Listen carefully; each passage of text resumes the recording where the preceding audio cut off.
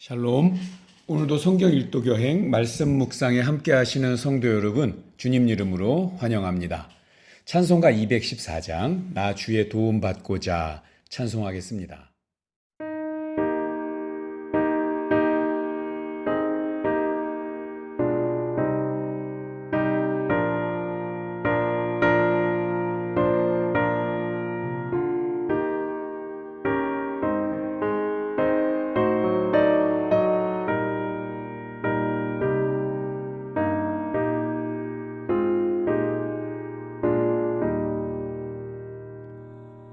나 주의 도움 받고자 주의 손님께 빕니다.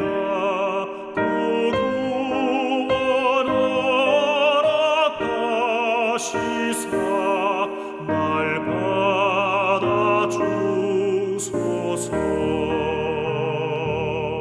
내 모습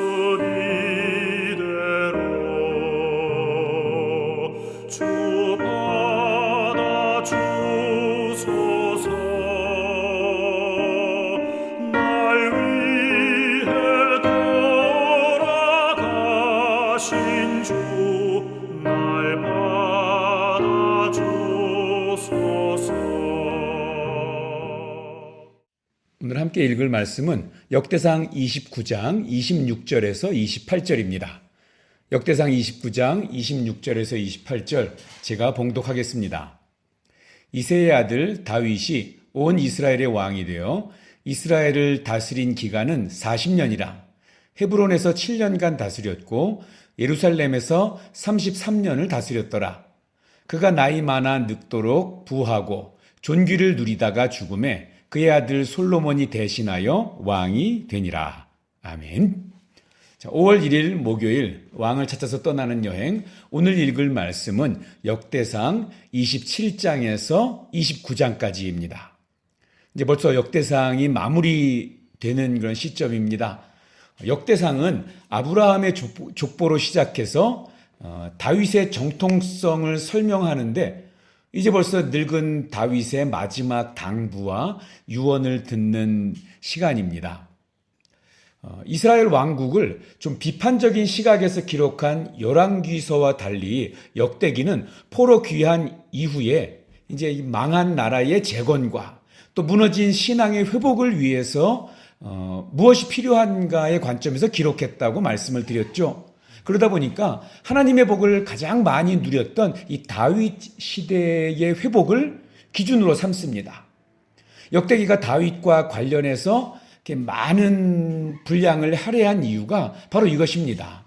역대상의 3분의 2에 해당되는 분량이 다윗에 관련된 기사입니다. 다윗이 왕위에 오른 기사부터 시작해서 언약궤의 예루살렘 안치, 그리고 정복사업, 인구조사, 그러니까 쭉 기록이 이어집니다.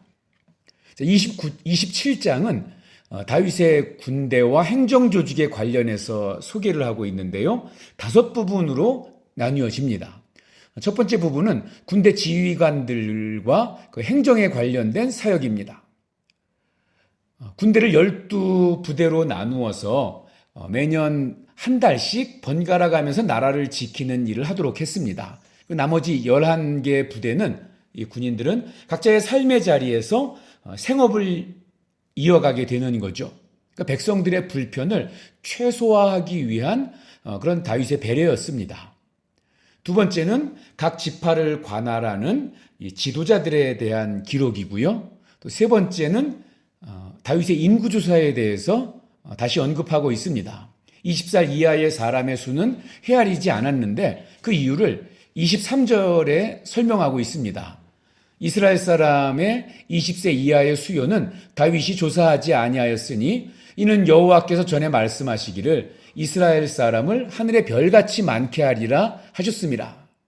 그러니까 다윗의 통치기에 하나님께서 이스라엘 백성들에게 얼마나 복을 주셔서 숫자가 많게 하셨는지 다윗이 인구조사를 명령하면서 20세 이하 사람들은 아예 처음부터 계수하지 않도록 했습니다. 그것은 하나님께서 아브라함에게 주신 이 많은 자손, 큰 민족을 이루게 할 거라는 그 언약이 이 다윗 시대에 성취되었다는 것을 말하는 거죠. 하지만 다윗은 이 하나님의 약속이 성취되어서 이스라엘 백성들의 수가 하늘의 별처럼 많아졌음을 알았지만 그것을 자신의 업적으로 삼고자 하는 교만한 마음이 들어갔던 것이죠. 그것을 과시하고자 하는 마음으로 인구조사를 명령했던 것입니다. 우리가 여기서 한 가지 알아야 될 것은 하나님께서 주신 은혜입니다. 하나님께서 주신 은혜의 결과를 가지고 우리는 나 자신을 드러내고자 하는 것으로 또 마치 나의 능력이고 그게 나의 업적인 것처럼 내 열심의 성과인 것처럼 여기는 것. 근데 그것을 하나님은요, 불신앙으로 여기신다는 것을 꼭 기억하셔야 합니다. 우리가 지금까지 살아오면서 받은 것들, 누리고 있는 것들, 이건 단지 우리의 능력이나 또는 하나님이 우리로 하여금 받아서 쓰라고 주시는 것뿐만이 아니라 그것들을 통해서 하나님의 사랑, 하나님의 능력을 깨닫고 더 하나님을 의지하도록 주신 것임을 우리가 분명히 깨달아야 합니다. 그래서 여러분, 우리가 기도가 중요한 이유가 그것입니다. 기도하지 않아도 하나님께서 우리에게 주시는 것들이 있습니다. 그런데 기도하지 않으면요, 그것이 하나님이 주신 은혜라는 것을 깨닫지를 못해요. 그래서 하나님께서 우리에게 내가 너희들을 위해서 많은 것을 준비해 놓고 내가 꼭 주겠다. 그런데 기도해야 주겠다고 말씀하시는 이유가 그것입니다. 왜냐하면 우리가 기도를 해야 내가 받은 은혜들이, 내가 누리고 있는 것들이 하나님에게서 온 것임을 깨닫고 더 하나님을 의지하고 더 하나님께 가까이 가는 하나님의 백성다운 삶이 되기 때문에 그렇습니다. 또 그러한 삶이 될수록 하나님께서 더 큰 은혜로 더 풍성한 기쁨과 평강으로 채워주신다는 것을 꼭 기억하시기 바랍니다. 네 번째는 왕실의 재산을 맡아서 관리하는 이 관리자들에 대한 언급입니다. 다윗은 왕의 재산을 관리하는 전담자를 별도로 세웁니다. 왕실 곳간, 포도원, 각종 나무와 가축을 담당할 사람들을 선발해서 스스로 자기가 왕의 지위를 함부로 휘둘러서 재산을 막 늘리는 일을 하지 않죠. 마지막 다섯 번째로는 다윗의 수족과도 같은 최측근들이 소개됩니다. 다윗 왕을 도운 인물들이 이렇게 쭉 그 명단들이 나오는데 물론 이보다 더 많습니다. 다윗이 혼자 힘으로 그런 강력하고 커다란 그런 왕국을 만들어가고 이끌어간 것이 아닙니다. 하나님께서는 적재적소에 필요한 인물들을 세워주셨기 때문에 다윗이 크고 강한 나라를 세워갈 수가 있었던 것이죠. 하나님은 하나님의 사람을 통해서 일하시고 하나님의 사람은 또 다른 사람들과 함께 일함으로 하나님의 나라를 이루어 갑니다. 우리 사랑의 교회도 어느 한 사람 슈퍼히어로가 아니라 모두가 한 마음으로 한 뜻으로 마음을 합하여서 함께 할 때에 사탄이 틈타지 못하고 우리 과테말라의 빛과 소금의 역할을 잘 감당하는 그런 우리 과테말라 사랑의 교회가 되어갈 것입니다. 28장과 29장은 성전 건축을 위한 다윗의 마지막 당부라고 말할 수 있습니다. 함께 묶어서 우리가 볼 수 있는데요.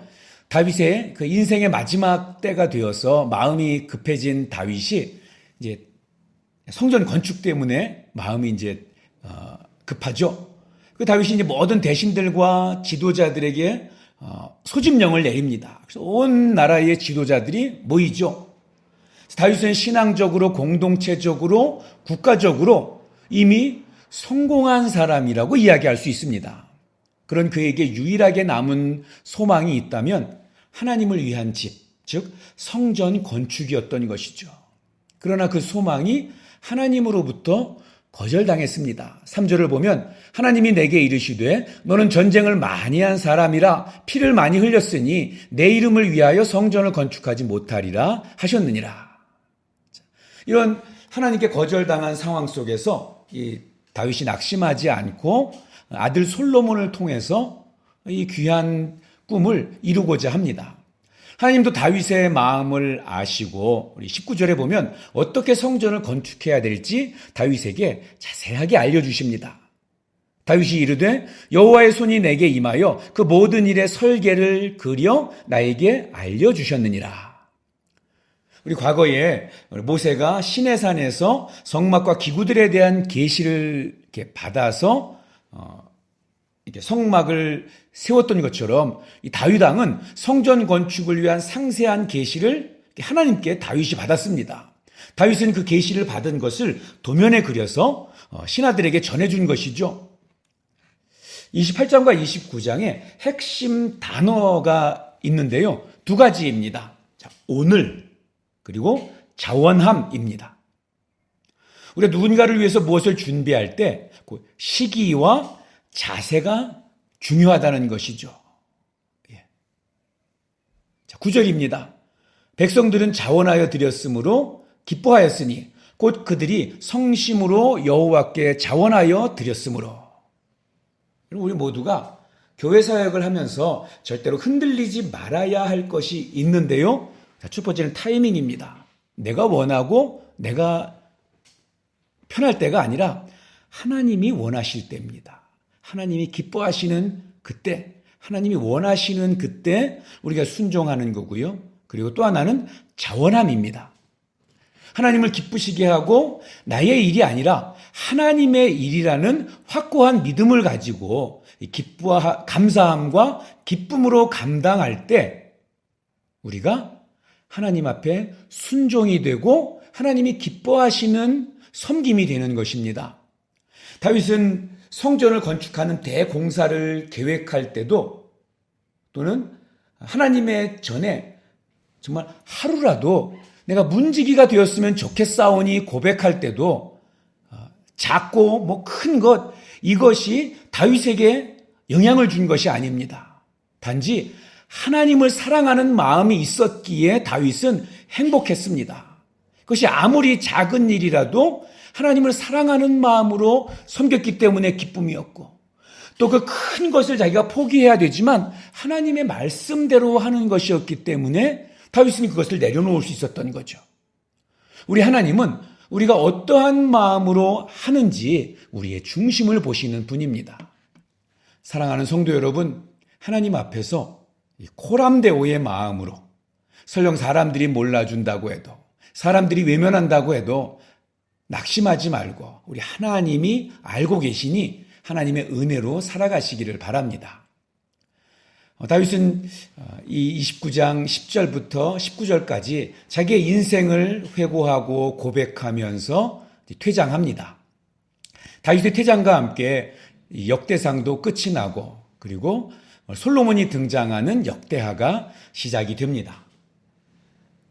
사랑하는 성도 여러분, 역대기 기자가 이 다윗을 향한 그의 인생 종합 평가는 다윗은 존귀한 삶을 살았다입니다. 28절이죠. 그가 나이 많아 늙도록 부하고 존귀를 누리다가 죽음에. 세상적인 관점에서 보자면 이 다윗의 인생은 굴곡이 많고 험난한 삶이었습니다. 다윗은 수많은 어려움과 고난을 당했죠. 굶주리고 헐벗고 광야를 유리하는 삶을 그의 젊은 시절을 보내야 했습니다. 시편에 나오는 그의 시들을 살펴봐도 그가 얼마나 자주 죽음의 문턱을 경험했는지를 우리가 짐작할 수 있습니다. 왕이 된 이후에도 그 아들의 반역 때문에 그 늙어서 맨발로 울면서 왕궁에서 도망을 쳐야만 했었습니다. 또 악한 마음을 품고 충성스러운 부하의 아내를 탐하기도 했고요. 또 인구조사를 감행해서 하나님께 교만한 마음을 품었을 때도 있었습니다. 그래서 그가 큰 영광을 누리기도 했지만 또 한편으로는 큰 화를 당하기도 했죠. 그래서 그의 인생은 절대로 평탄하기만 하지는 않았습니다. 그런데 그럼에도 불구하고 성경은 다윗의 삶이 존귀했다고 말하고 있습니다. 다윗이 살아온 모든 과정 속에서 하나님이 함께 하셨기 때문입니다.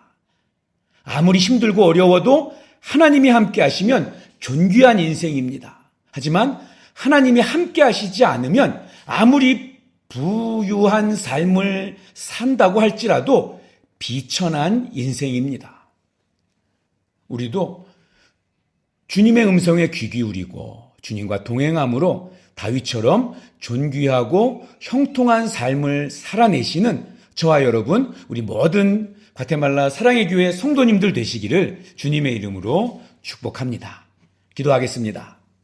사랑과 은혜의 하나님 아버지, 오늘 나에게 맡겨주신 이 믿음, 또 그 사명의 자리, 삶의 자리에서 우리가 온 힘을 다해서 주님을 사랑하고 주님을 즐거워하고 주님 바라보면서, 그래서 악하고 어두운 이 세상 속에서도 우리 주님으로 말미암아 평강과 기쁨을 누리고 감사하는 삶을 살게 하여 주시옵소서. 하나님, 다윗의 인생의 그 무수히 많은 사건과 또 사고와 굴곡이 있었음을 봅니다. 그럼에도 그 과정조차도 다윗이 하나님을 바라보며 또 그가 늘 하나님 앞에서 자신을 돌아보며 회개하는 삶을 살았을 때 그의 삶이 형통한 삶이고 존귀한 삶이었음을 깨닫습니다. 하나님, 다윗과 함께 하시고 그를 형통케 하신 하나님을 온전히 믿는 믿음 우리에게도 허락하여 주시옵소서. 그래서 사람과 또 무엇보다 하나님 앞에서 존귀한 삶을 살았다고 평가받는 그런 귀한 생명의 통로의 역할 되는 우리 모두가 되게 하여 주시옵소서. 예수님의 이름으로 기도하옵나이다. 아멘. 자, 오늘 읽으실 말씀은 역대상 27장, 28장, 29장입니다. 오늘도 말씀을 통한 하나님의 은혜가 우리 모든 성도님들 위해 함께 하시기를 축복합니다.